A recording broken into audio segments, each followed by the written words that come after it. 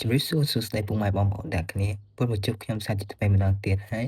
បាទថ្ងៃនេះខ្ញុំមានរឿងមួយចង់និយាយទៅកាន់បងប្អូនទាំងគ្នាគឺនិយាយអំពីសម័យកាលរបស់ប្រទេសកម្ពុជាដោយបងប្អូនទាំងគ្នាដឹងពីមកហើយថាប្រទេសកម្ពុជាយើងគឺមានវិចំណាស់និងមានការឆ្លងកាត់នៅសម័យកាលជាច្រើនមានទាំងសម័យកាលខ្លះដែលយើងបានទទួលបានភាពរីកចម្រើនដល់កម្រិតកំពូលនិងសម័យកាលខ្លះយើងមានការធ្លាក់ចុះដល់យើងនឹកស្មានមិនដល់ចាប់តាំងពីការកកើតដំបូងរហូតមកដល់បច្ចុប្បន្ននេះប្រទេសកម្ពុជាយើងបានឆ្លងផុតសម័យកាលសំ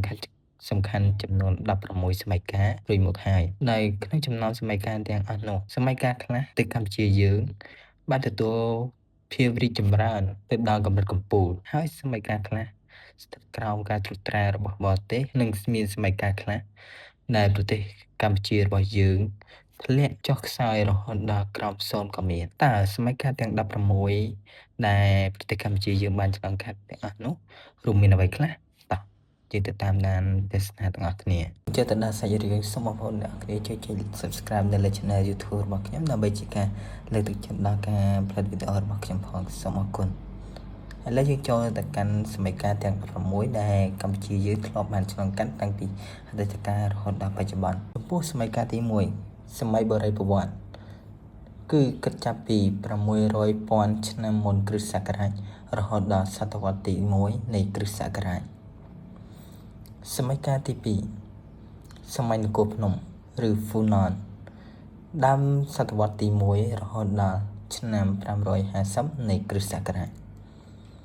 សម័យកាលទី3សម័យចេនឡាគិតចាប់ពីឆ្នាំ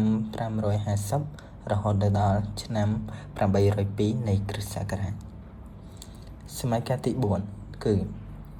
សម័យអង្គរគិតចាប់ពីឆ្នាំ802ដល់1431នៃគ្រិស្តសករាជសម័យកាលទី5សម័យចតុមុខឆ្នាំ1431ដល់ឆ្នាំ1516នៃគ្រិស្តសករាជសម័យកាលទី6គឺសម័យលង្វែកឆ្នាំ1516ដល់ឆ្នាំ1620នៃគ្រិស្តសករាជសម័យកាលទី7សម័យឧដុង្គ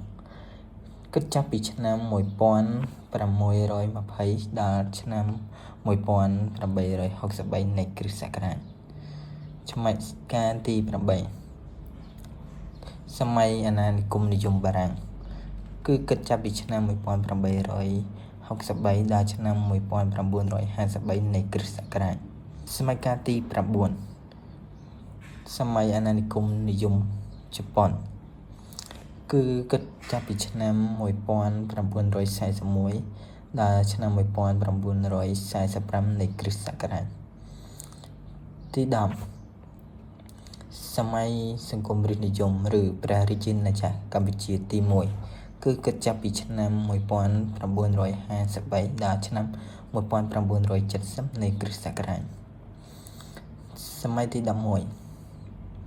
សម័យសាធារណរដ្ឋខ្មែរឬសម័យលន់នល់គឺគេគិតចាប់ពីឆ្នាំ1970ដល់ឆ្នាំ1975នៃគ្រិស្តសករាជសម័យកាលទី12សម័យកម្ពុជាប្រជាធិបតេយ្យឬសម័យប៉ុលពតដែលគិតចាប់ពីឆ្នាំ1975ដល់ឆ្នាំ1979នៃគ្រិស្តសករាជសម័យកាលទី13សម័យសាធារណរដ្ឋប្រជាមានិតកម្ពុជាគឺគិតចាប់ពីឆ្នាំ1979ដល់ឆ្នាំ1989នៃគ្រិស្តសករាជសម័យកាលទី14សម័យរដ្ឋកម្ពុជាគឺគិតចាប់ពីឆ្នាំ1989ដល់ឆ្នាំ1991នៃគ្រិស្តសករាជសម័យកាលទី15សម័យអន្តៈក្រោមការគ្រប់គ្រងរបស់អង្គការសហប្រជាជាតិ